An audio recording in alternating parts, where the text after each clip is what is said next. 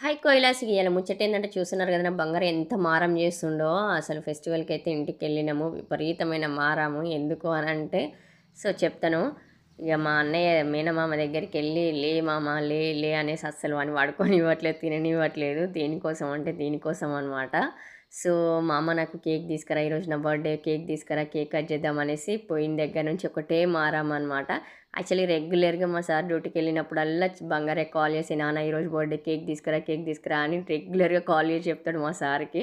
But మా sir timings set అవ్వవు. Morning వస్తాడు కాబట్టి, ఆ టైంలో షాప్స్ అన్నీ క్లోజ్ ఉంటాయి కాబట్టి, ఖాళీ చేతులతోని వచ్చిన తర్వాత మళ్ళీ అడుగుతాడు, "నాన్న కేక్ తీసుకురాలేదు నువ్వు" అని. సో, ఇంక మేనమామ కాబట్టి సర్లే ఊకూకే అడుగుతుండవు, బాధ పెట్టడం ఎందుకు అనేసి ఫెస్టివలే కదా! కట్ చేద్దామనేసి కేక్ అయితే తీసుకొచ్చిండు. యాక్చువల్లీ నాకు బంగారయ్యకి తెలీదు. బంగారయ్య అయితే సూపర్ సర్ప్రైజ్ అయ్యిండు. సీక్రెట్‌గా వెళ్ళి కేకు, స్నో బాటిల్స్, క్యాండిల్స్ అన్నీ తీసుకొచ్చిండనమాట. పిల్లల సంతోషం కంటే మనకేది ముఖ్యం కాదు కాబట్టి. ఇగ ఈ సంక్రాంతి ఫెస్టివల్‌కైతే కేక్ అయితే కట్ చేసినాము. స్వీట్ మెమోరీస్ లైఫ్ అంతా. ఓకే.